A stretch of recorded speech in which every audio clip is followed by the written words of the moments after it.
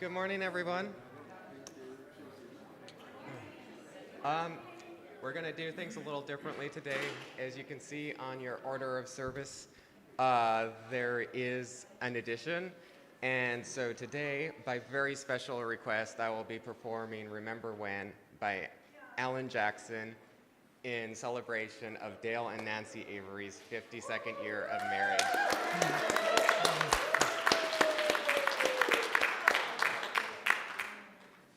And if any of you are interested in requesting special music to be played at one of our services, just get in touch with me or Marisha.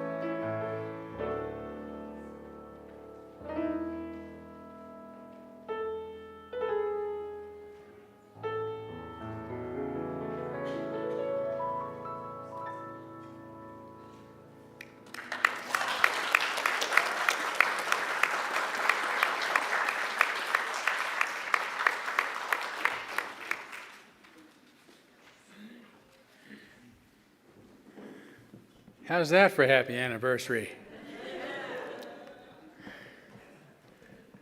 I have to admit, I am so unrefined that I'm one of those that has to have a little something with my piano on most occasions. You know, a little singing or a little backup. I could listen to Jackie all day. I mean, I just cannot believe the talent. What you do to a song, I mean, it's just extraordinary. Yeah. you so much. Okay, a few announcements. One, today is our annual meeting at around 12:30 following the service. So for those who are voting members, at least please stay. Everybody's welcome to, but please stay to participate in that. We are also having, there's a sign-up sheet at the social justice table for those who want to march with our church at the Pride Parade next Saturday, or volunteer to work at the booth, the details of which will come out in our newsletter, our Sun, this Thursday. So you should be able to find out when and where to actually meet for that. Now, I have to apologize. I have a conflict. I can't make it myself. I've been training for months now to take my first Krav Maga belt test next Saturday, which, thank you. Thank you. It will be, don't applaud, actually you shouldn't applaud yet, because I'm probably 20 years older than anybody else who's taken the test, and it's about a 3 or 4 hour test, so it's, what is it? It's a form of self-defense that requires a lot of exertion, so. So if you see me next Sunday, I will let you know. Yeah, right. Whew. What's that? A backup, yeah. I probably should have somebody to be at the ready. So anyway, thanks to everybody who will show up for the Pride Parade. It's you know, I really I remember going to the Pride Parades when I first came, in particular, because we were really struggling for something, you know, and it felt like we really got ahead eventually, and the prides were more celebratory than they were a cause, and yeah, starting to worry about that again, as a lot of people are. So I think it's important to continue to show our solidarity with our folks in the gay community. So thank you to those who will be representing.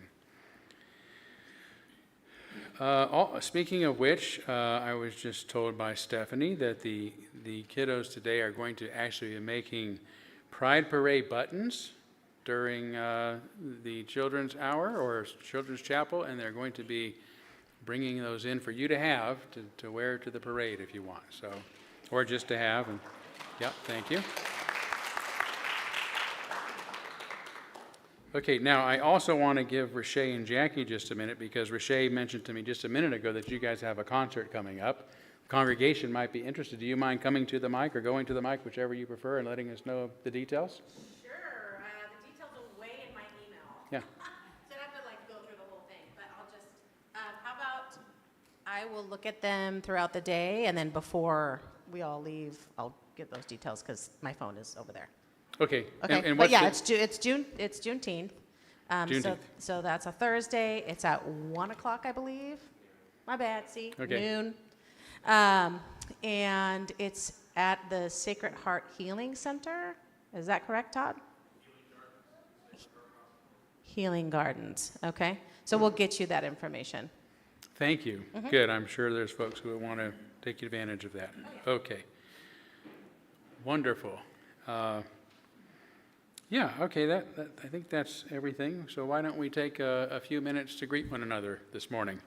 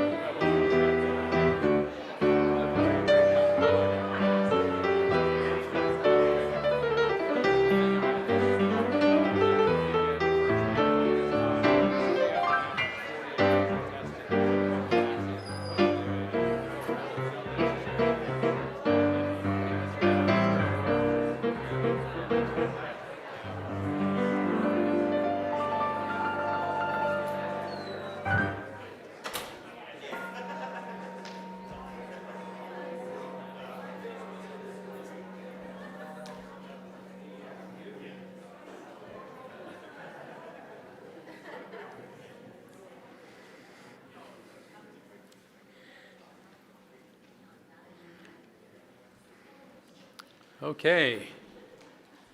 Thank you all so much. It was pointed out that I didn't give our usual greeting, but I was so taken away by the music that I felt that was greeting enough. So we're just going to move right into our chalice lighting, the symbol of our unity and our solidarity, of our openness and our inclusion, of our community and our individual uniqueness.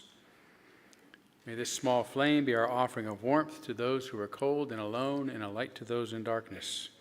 May it be a flame that ignites justice in our world and a beacon of hope to those in need, and may it reflect at least a spark of truth wherever truth has been lost, and cast a healthy shadow of doubt wherever it's been found.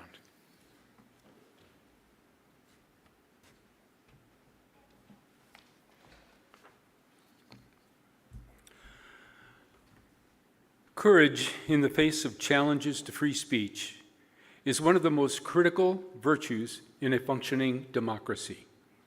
It's not simply about defending speech one agrees with, but standing firm when that speech is unpopular, inconvenient, or even offensive. That takes real backbone. Here are a few key points. First, free speech requires moral courage. It's easy to support free speech when it aligns with popular opinion. True courage is tested when defending the rights of those with whom we fundamentally disagree. Think of people like Frederick Douglass or Voltaire, who championed the idea that the freedom to speak is meaningless unless it includes speech that offends or challenges the status quo. Secondly, there's the cost of silence. History shows that when individuals or institutions back down from defending free speech due to fear, whether of censorship, social backlash, or political retribution, the space for dialogue shrinks. This chilling effect doesn't just affect controversial thinkers. It discourages ordinary people from voicing their views. Third, balance and responsibility.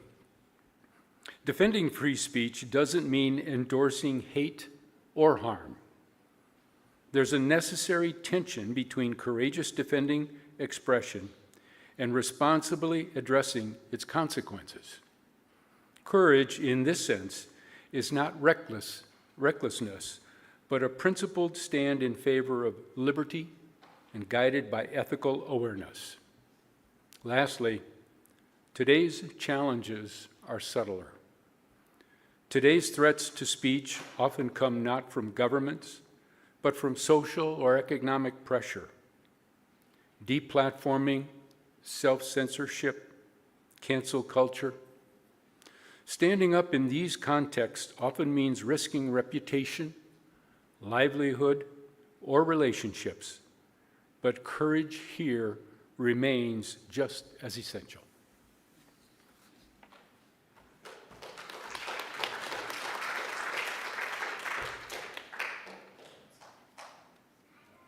Okay, please sing with us, Our World is One World.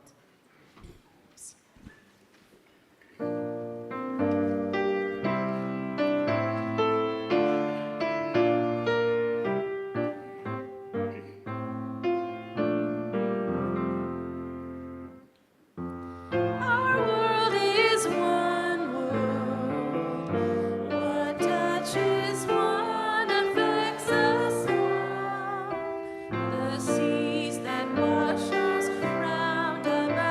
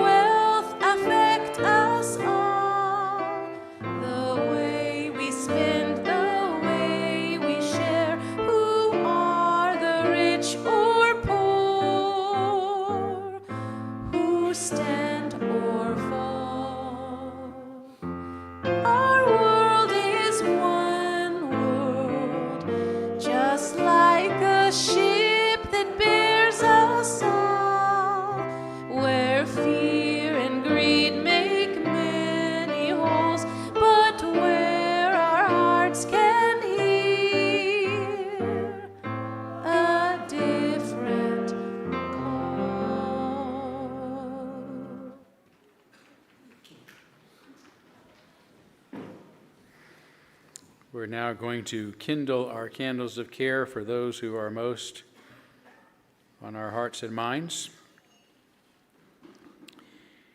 And we're going to begin with a candle celebrating Dale and Nancy's anniversary, in addition to your beautiful music.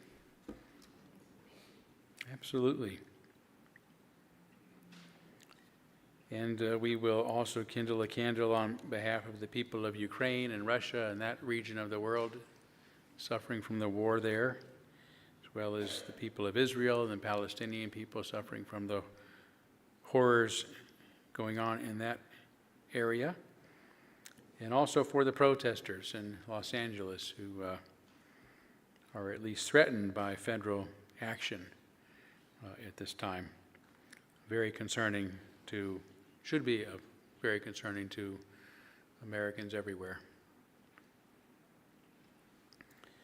And let's take a moment of silence on behalf of those that you might be thinking of, and as always, you're welcome to name them aloud at this time if you'd like.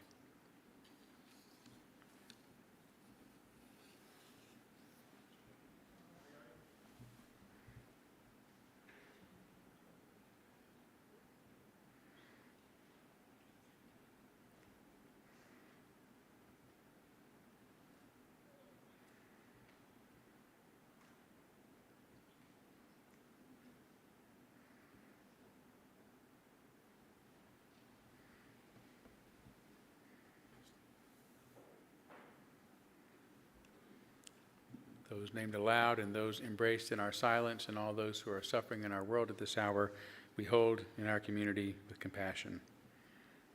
And we now gratefully give and receive this morning's offering, which helps sustain this community and our mission to the larger world.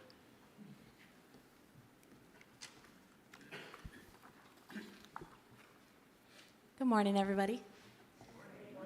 My name is Maggie, for those of you that don't know me. I've been songwriting for a little over a year now. Started out as a way to heal, and it's kind of become so much more than that. I'm going to sing you a song that was about a time I was feeling very low, and I realized there was really only one way to go. The song is called Up.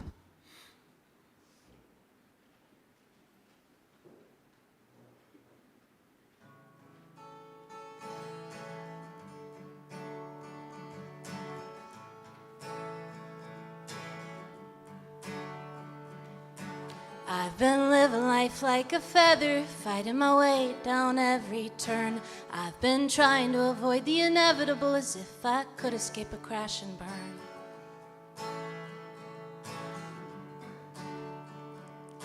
Daily struggle with the voices in my head telling me you'll never be enough.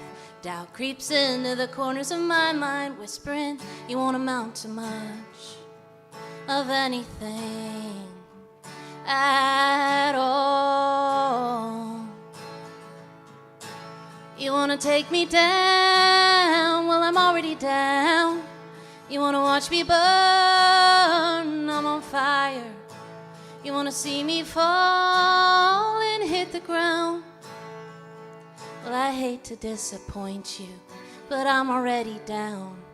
And the only way out from here is up.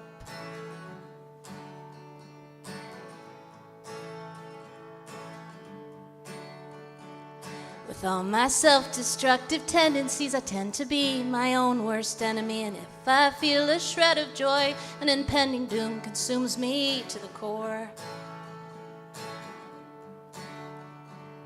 As I reach the top of a mountain, all I can see is how far I'll fall. When I look around in my life, I struggle to find I've made it to where I want it to be. All alone.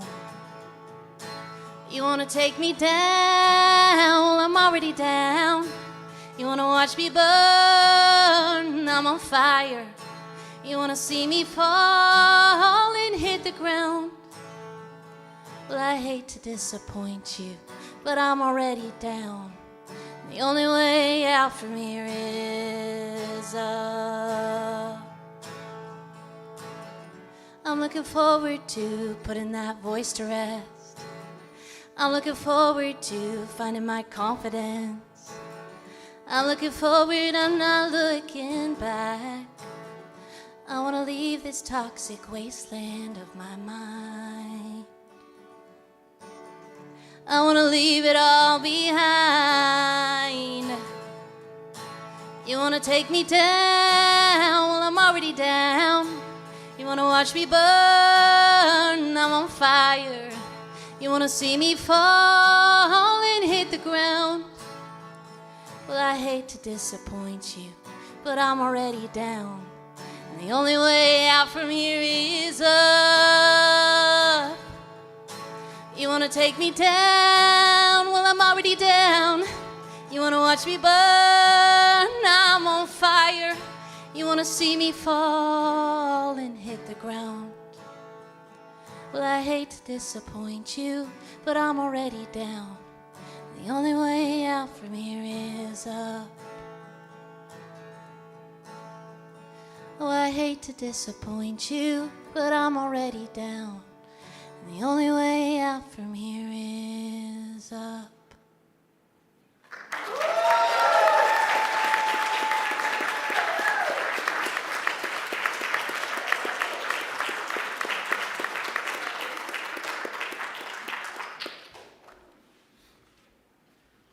Thank you so much, Maggie.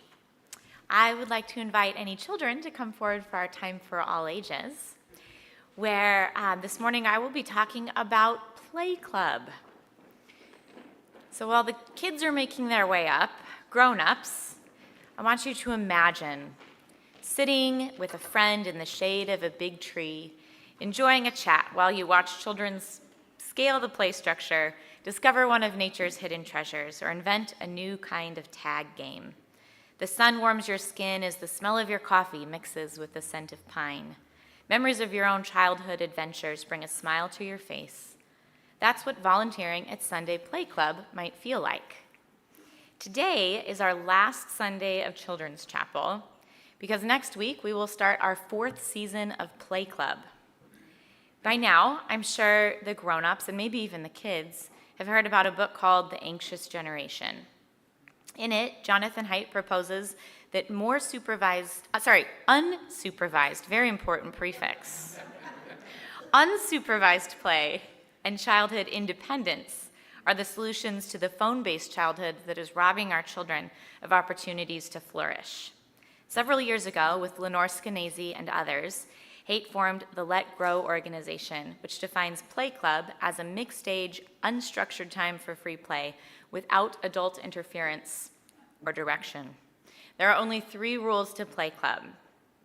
Number 1, and this is for you guys in the front row, play respectfully. Do not deliberately hit or hurt another child. Rule number 2, get permission to leave the grounds. And rule number 3, listen to the adults who will intervene only when they must. I want to ask a couple of my friends up here a question. What do you like most about playing with other kids when there's no grown-up telling you what to do? Does anyone want to share something? Yeah. What do you think, Una?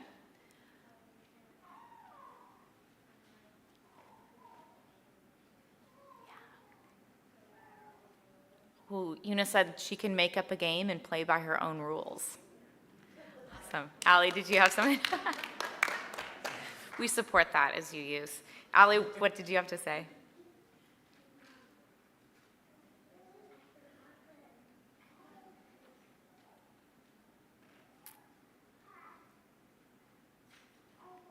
That's okay. If it comes back to you, you can interrupt. Oh, playing games? Okay, yes, playing games, right? Like whatever your imagination brings up. Meredith?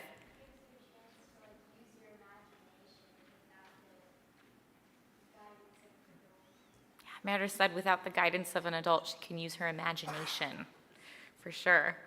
Carson? Oh, she likes doing crafts and stuff, totally. Yeah. Meg? Say it one more time. Oh, she doesn't have to listen to her mom when she's playing with her friends. Remember, there is rule number 3. Sometimes we do need to listen to the adults. But yeah, that's the fun of playing without the adults telling you exactly what to do, right? You get to use your imagination. You get to make up your own games. So if you grown-ups were to volunteer as a play club supervisor this summer, your job is a simple one. Be on hand for the actual emergencies. You will be equipped with a basic first aid kit, and you're just steps away from a whole room of grown-ups who could help you, right? But otherwise, almost disappear from the children's awareness. Kids are pretty good at playing, and they'll probably negotiate any conflicts in a way that keeps the fun going. Supervising Play Club is a no-prep, low-commitment way to support the flourishing of the children in our church community. If you would like to sign up to volunteer and enjoy a relaxing morning while making a difference, you'll find a digital sign-up in the newsletter that's coming out on Thursday, and there's also a paper sign-up in the foyer on the rainbow table. And now join me in singing the children out to Children's Chapel.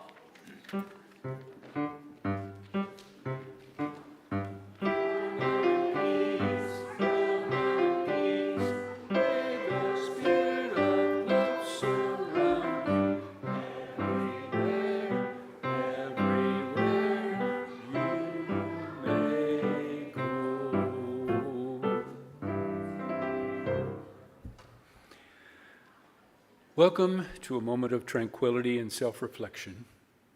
As we move into meditation, you can close your eyes if you wish, put your feet on the floor, take a nice deep breath in and let go of the chaos around you. And reflect on these words of Sharon Salzberg.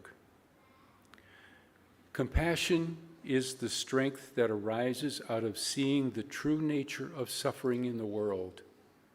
Compassion allows us to bear witness to that suffering, whether it is in ourselves or others, without fear. It allows us to name injustice without hesitation and to act strongly with all the skill at our disposal.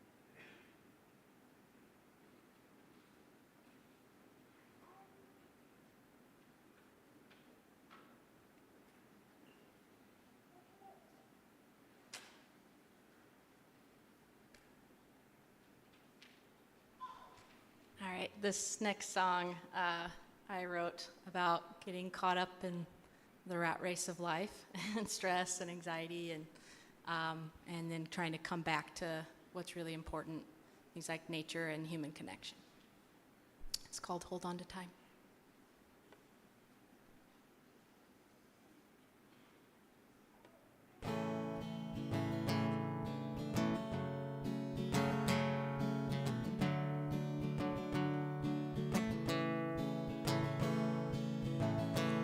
Do you remember the moment when the stars lost their shine?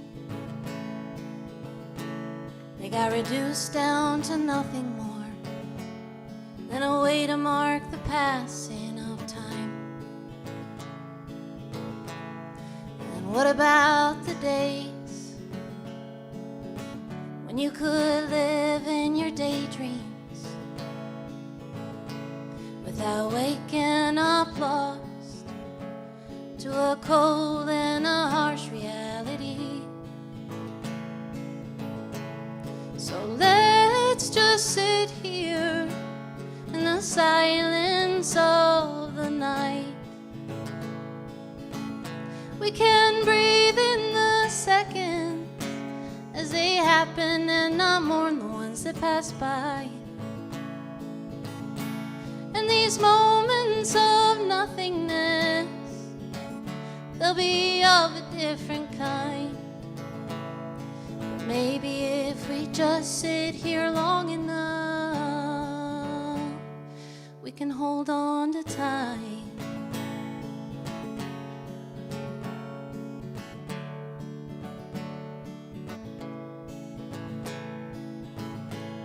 Close your eyes and you'll see yourself singing in a field of wildflowers, where the grass was always greener and you've never felt freer than in those hours. And if you think back far enough, can you see the creek behind the house, where the water was the only one who was rushing to get back home? So let's just sit here in the silence of the night. We can breathe in the seconds as they happen and not mourn the ones that pass by.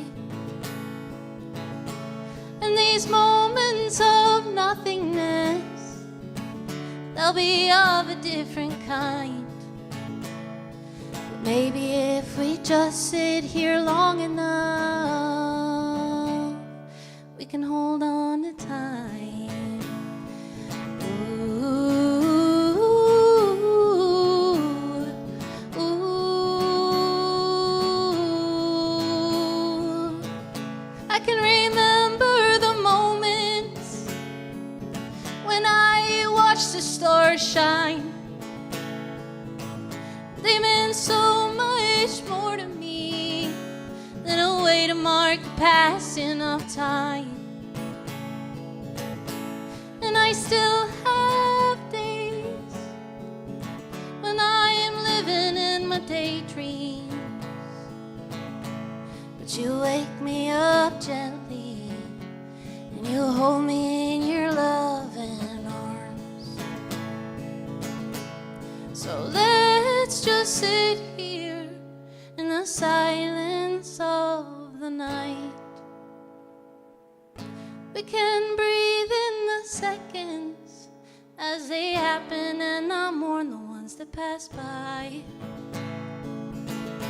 And these moments of nothingness, they'll be of a different kind. Maybe if we just sit here long enough, we can hold on to time.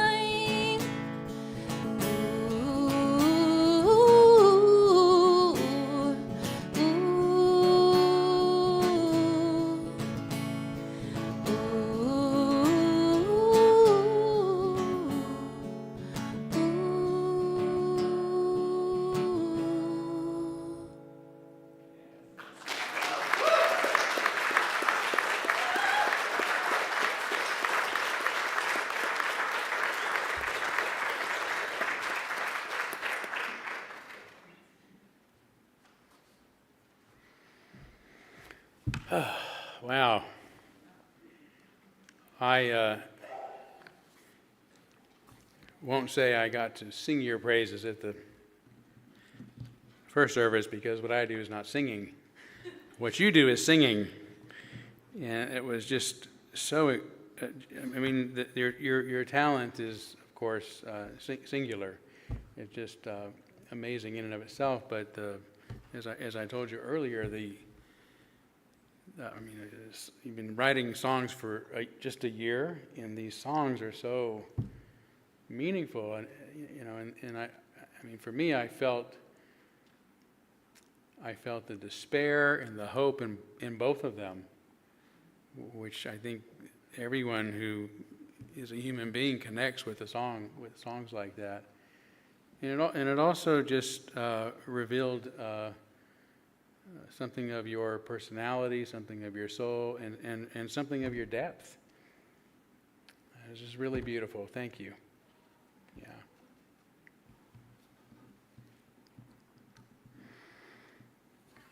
Now I'll give you a downer.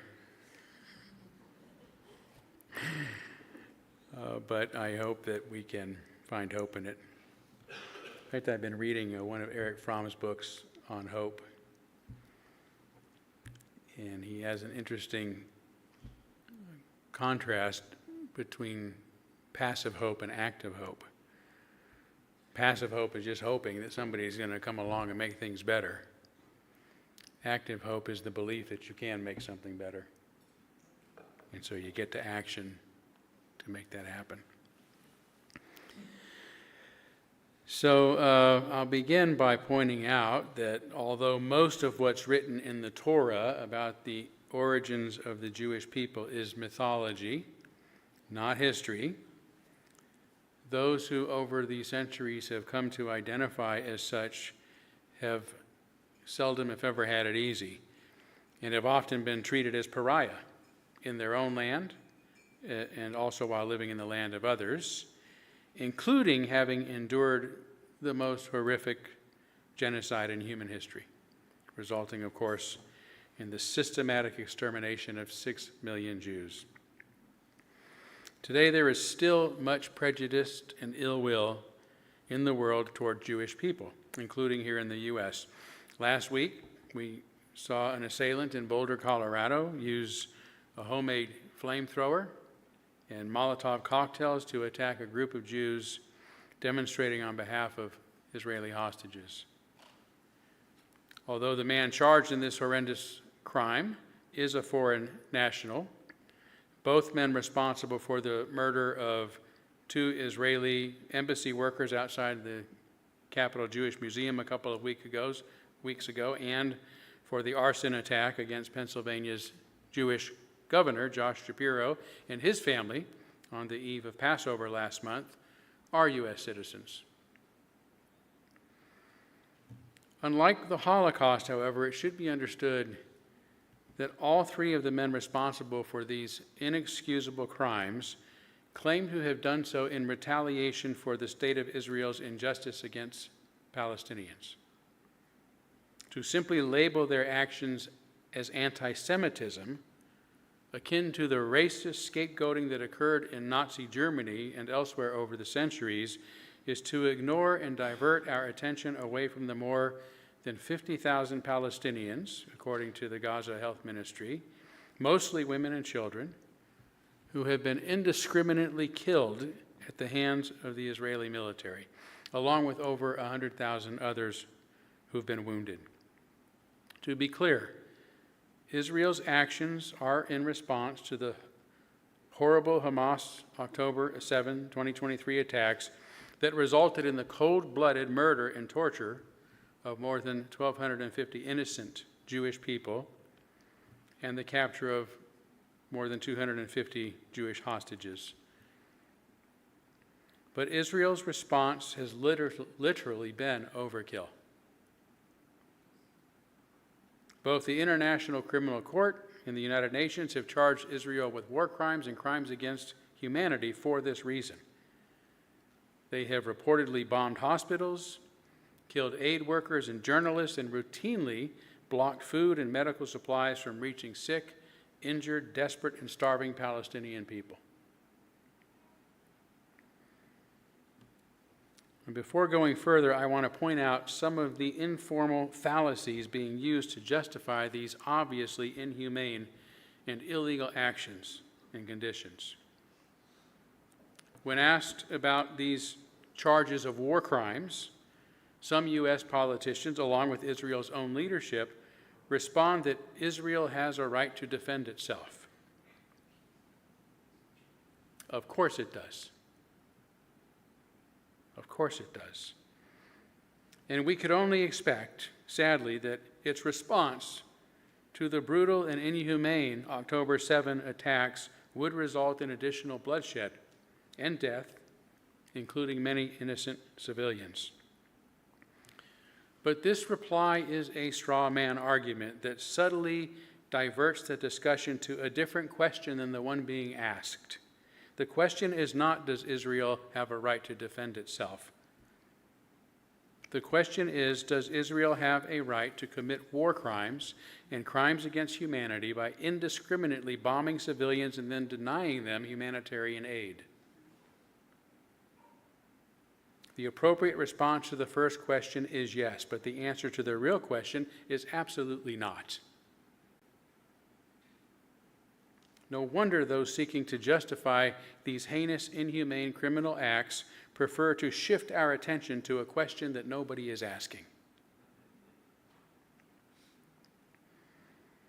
Accusing those who remain focused on the real questions of anti-Semitism, furthermore, is an ad hominem fallacy because it also diverts attention away from the real question by demonizing whoever is asking it or pointing out, the inhumane actions of Israel. After the ICC issued warrants for Israeli Prime Minister Benjamin Netanyahu's arrest last year, he said the decision cast shame on the court, ad hominem, that the court is a rogue prosecutor, ad hominem, and that it was an anti-Semitic decision, ad hominem. None of which addresses his own violent disregard for the lives of Palestinian civilians. That's what we're trying to address here.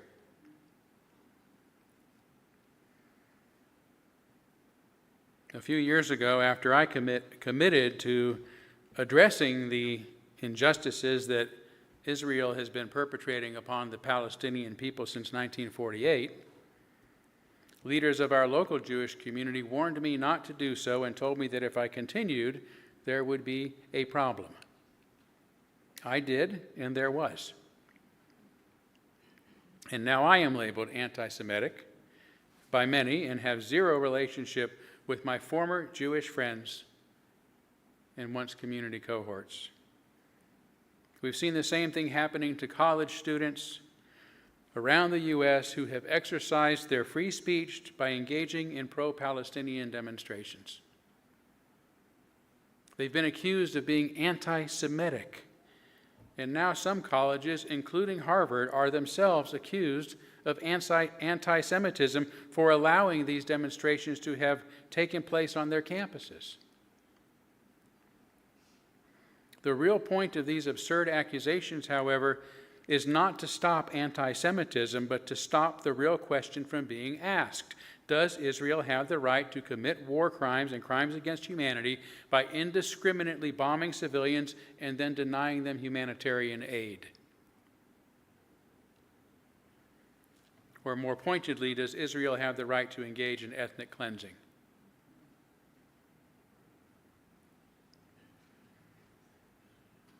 Or any of the other injustices against Palestinians it has engaged in for decades?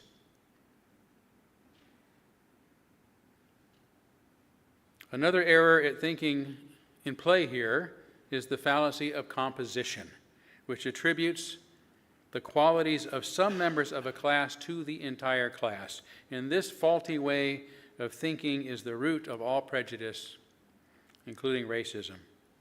Trump committed it when first running for office by suggesting that no immigrants should be allowed to enter the U.S. from Mexico because some of them are drug dealers, rapists, and criminals. Similarly, those responsible for the October 7 attack in Israel were Palestinians, acting on behalf of Hamas, the militant Islamic resistance movement.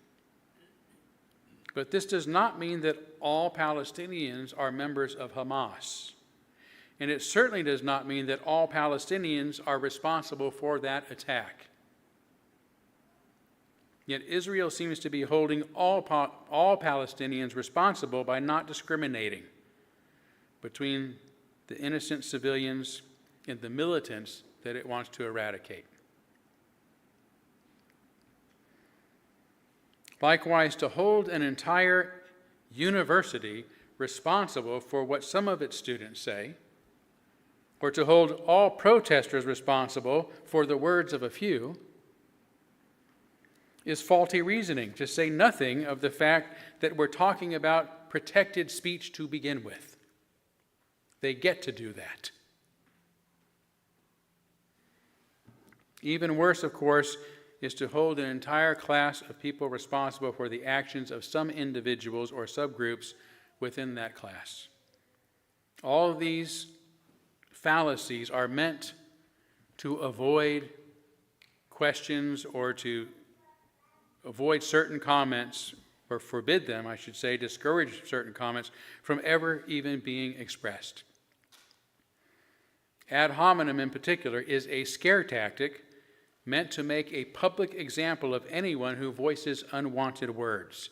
If they do, as I was warned, there will be a problem.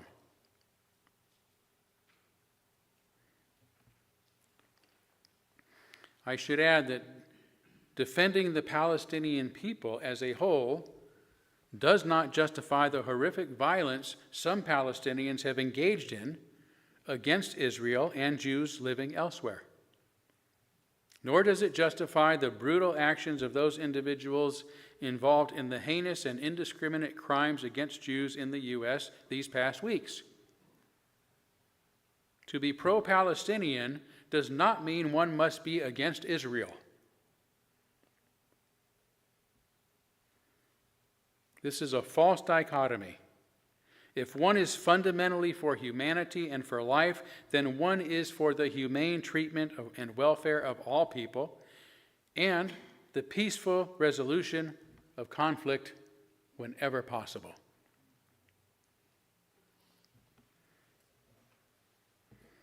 This, by and large, was the purpose of the more than 120 protests that occurred on college campuses during 2024 in response to the relentless atrocities committed against scores of innocent Palestinians standing between Israel and Hamas. Such demonstrations always include some individuals who speak more passionately and angrily, and perhaps some who will say things that are inappropriate and that some participants will disagree with. But this is the nature of free expression, the right to say things that others disagree with, the right to publicly say things, especially in public spaces, that other people disagree with. The overall goal of the student protesters was for their universities to divest from companies supporting Israel, along with a few other demands specific to certain campuses. The legal questions emerged when student protesters began setting up encampments on the campuses. Over 117 of them on 121 campuses, along with some occupying buildings and preventing other students and faculty reasonable access to classrooms and other facilities. University administrators took various approaches to resolve these situations, resulting in approximately 18% of the schools partially agreeing to the student demands, and to just over half of them forcibly removing the encampments.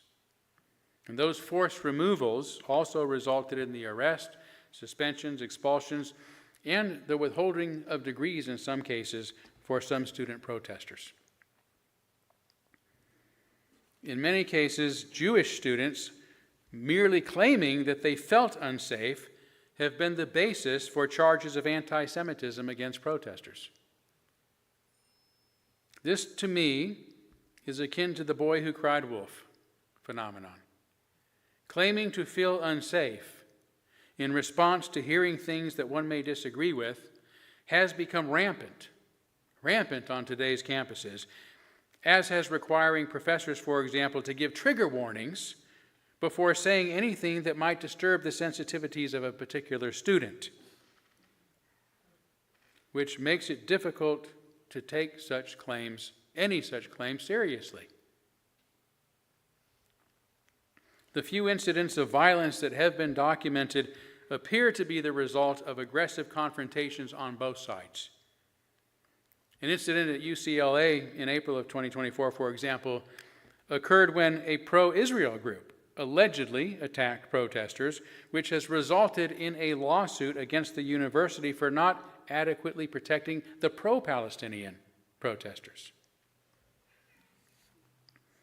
That same month, New York Times published an article with the headline, "Some Jewish students are targeted as protests continue at Columbia."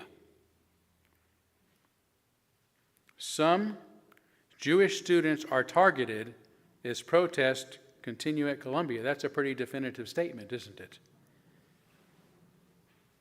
Now here's what the byline under the headline says. After reports of harassment by demonstrators, some Jewish students said they felt unsafe. Others said they felt safe while condemning anti-Semitism. That's a very different byline than the headline suggests. The offenses that the article goes on to cite as examples of targeting Jewish students only describe speech, not actions. Some protesters targeted some Jewish students with anti-Semitic vitriol, and verbal attacks left a number of the 5,000 Jewish students at Columbia fearful for their safety. It doesn't say how many of the 5,000 students they're talking about, nor what the vitriolic statements were. There's no appeal to those who felt unsafe. Now, questioning the so-called lived experience of those who said they felt threatened, but may not have actually been threatened, is precisely what can get a person canceled these days, which I recognize I am in danger of, again, for doing right now. Anti-Semitic vitriol, all given without citing anything that was said to anyone. That's what I said about my own book. What is it? Just lift a sentence for me to justify these accusations. Don't cite anything, let alone anything that was done to somebody. It makes such claims spurious. In fact, the article goes on to admit that some Jewish students who are supporting the pro-Palestinian demonstrations on campus said they felt solidarity, not a sense of danger, even as they denounced acts of anti-Semitism. Again, the article doesn't mention what acts it is referring to. At the very least, this discrepancy indicates the Times article is reporting on subjective experiences and not objective truths.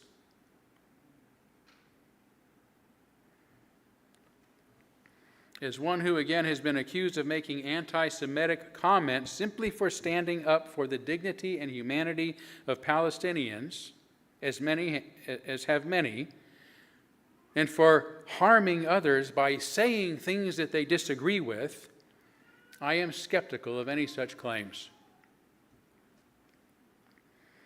Yet today, the Trump administration is seeking to punish Harvard and Columbia universities, among others, for not having quickly stopped the students from speaking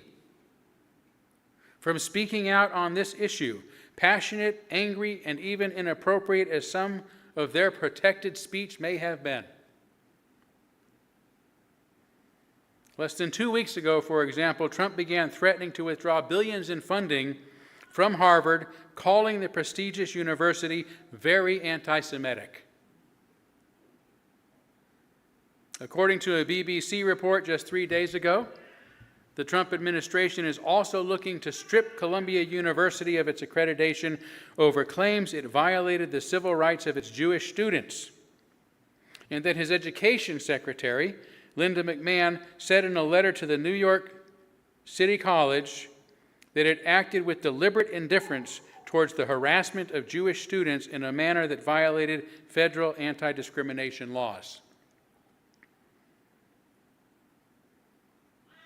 These should make interesting court cases, since, as usual, the Trump administration has offered no evidence of these claims, and because these universities are being accused of not doing something.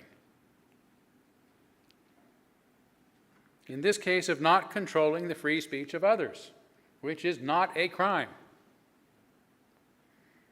A crime involves doing something. And when it comes to freedom of speech, U.S. courts and laws so far have been far more liberal than any other democracies in the world. Exceptions to such speech in the U.S. include harassment, terroristic or threatening, inciting a riot, hate speech, slander, and libel, most of which are extremely hard to prove and prosecute. Most lawyers won't even take on these cases. If accusations of anti-Semitism should fall under the categories of harassment, terroristic threatening, or hate crime, the courts will require evidence of real harm, not just hurt feelings or feeling threatened. That's not harm. To be clear, there is nothing criminal about making negative or unwanted comments about other people. The American news media does it every day. More germane to my topic, the freedom of speech movement was born on our college campuses. And the right of their professors, faculty, and students to exercise such freedom has been repeatedly upheld by the highest court. As far back as 1957, for example, the Supreme Court ruled in favor of an academic who had been jailed for refusing to answer questions about some of his lectures. Chief Justice Earl Warren explained, "The essentiality of freedom in the community of American universities is almost self-evident. No one should underestimate the vital role in a democracy that is played by those who guide and train our youth. To impose any straitjacket upon the intellectual leaders in our colleges and universities would imperil the future of our nation." And indeed, it is now imperiling the future of our nation. In 1967, the New York State had a law that effectively prohibited state employees from being members of the Communist Party. The State University of New York successfully sued over the matter because it required employees to sign an oath stating that they were not communist, once again firmly guaranteeing the principle of academic freedom. And in 1972, the Supreme Court again ruled against Central Connecticut State College for refusing to recognize an on-campus chapter of the Students for a Democratic Society, a left-wing student activist organization, calling it unconstitutional and determining that the First Amendment applies to all public institutions. Hopefully, should the cases Trump is proposing go that far, this Supreme Court will continue to defend freedom of speech at Harvard and Columbia universities and universities throughout the nation.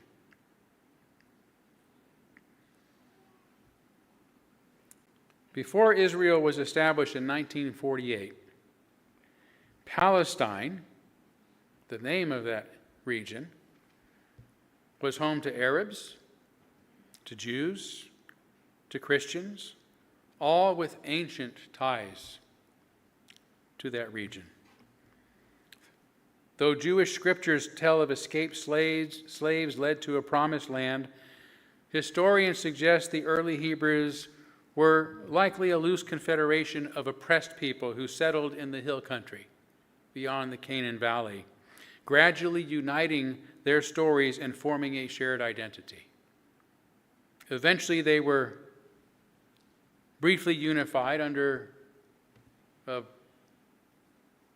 very effective chief, King David, whose reign became the foundation for messianic hopes of restoration. Geez, if we could only get a guy like that in office again, It never happened. Yet throughout history, Jews rarely controlled the land exclusively. living under success, and it was never at peace. In fact, they themselves split into two nations, right? Israel, the northern kingdom, and Judea, from which we get Jews, the southern kingdom. But never in peace. And they were living under one successive empire after another: Assyria, Babylonia, Persia, the Greeks, the Romans.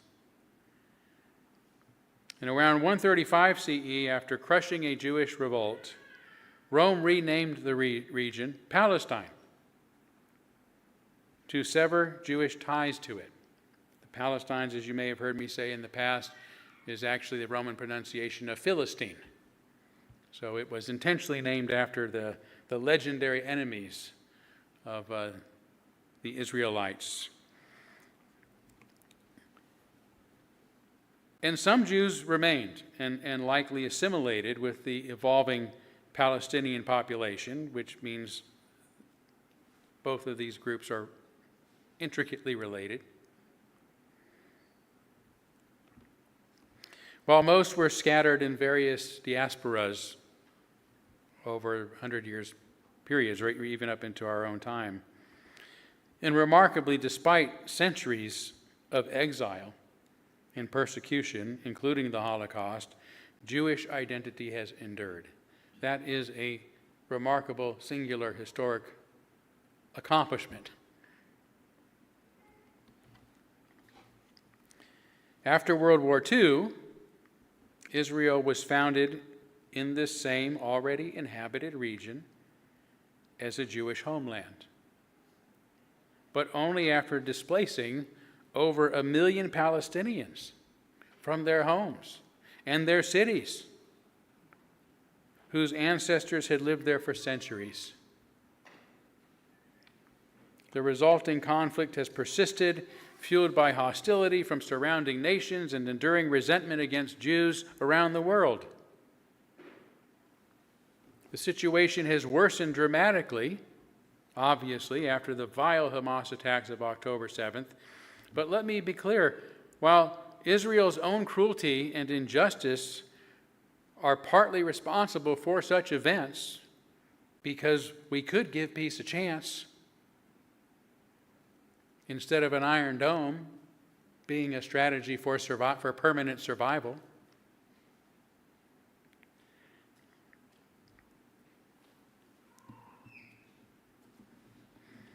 The inhumanity of the actual perpetrators of these attacks cannot be justified as they were just defending themselves, any more than this excuse can justify Israel's actions. The October 7 attackers were intentionally sadistic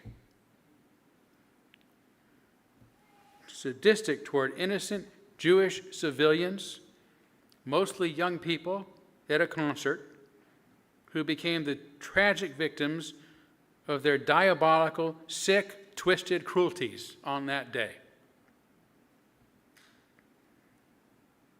My concern for the lives and well-being of Palestinian people does not mean I regard these brutes with any less outrage than I hold for Benjamin Netanyahu and the soldiers carrying out war crimes and crimes against humanity on his behalf.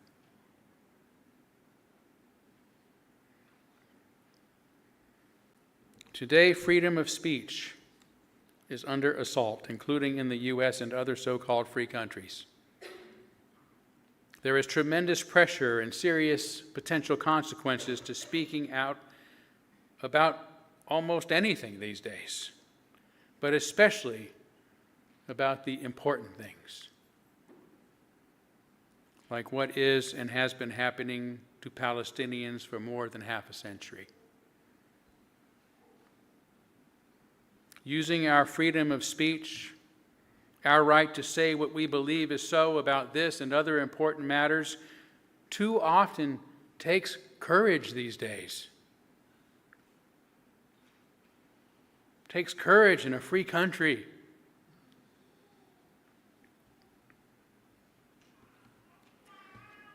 But as religious liberals, devoted to the principles that our democracies are supposed to be founded upon, we must find the courage we need to say and, more importantly, to do what we can to foster human rights and human welfare everywhere. To paraphrase the great American revolutionary Thomas Paine, these are the times that try Unitarian souls. The summer Unitarian and the sunshine liberal will, in this crisis, shrink from their service to their great principles. But those that stand by them now deserve the love and thanks of all people everywhere. Today we are living in trying, fearful, uncertain times, yet even as the world changes around us, we remain the same because our values remain the same. And they shall be our compass in whatever storms may come and our guiding star in the darkest of nights. Thank you. Thank you.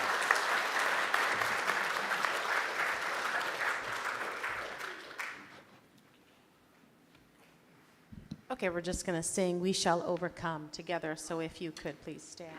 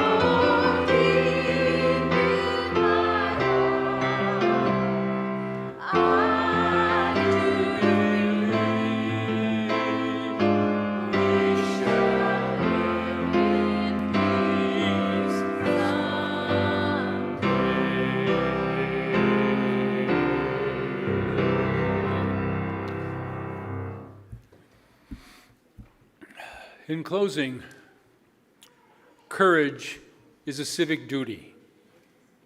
Courageous individuals are often the thin line between democratic discourse and authoritarian drift. Whistleblowers, journalists, students, and citizens who speak out, especially when it's risky, help keep institutions and governments accountable and preserve a culture of open debate. Amen. Blessed be. Salam alaikum and shalom.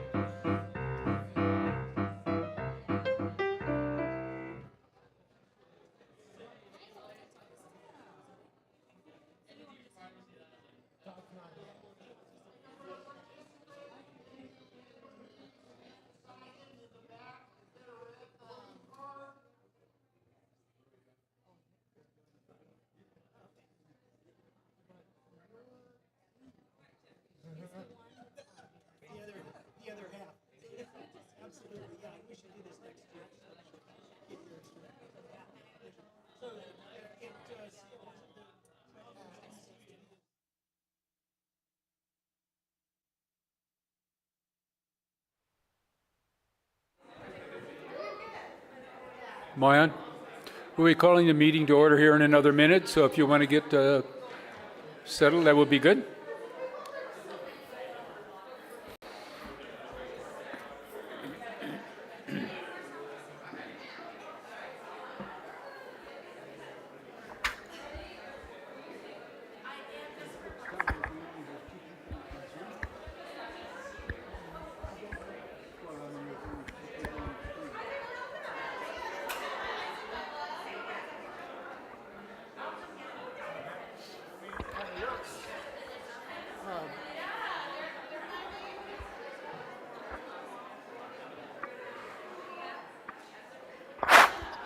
We'll be calling the meeting to order in about 1 minute.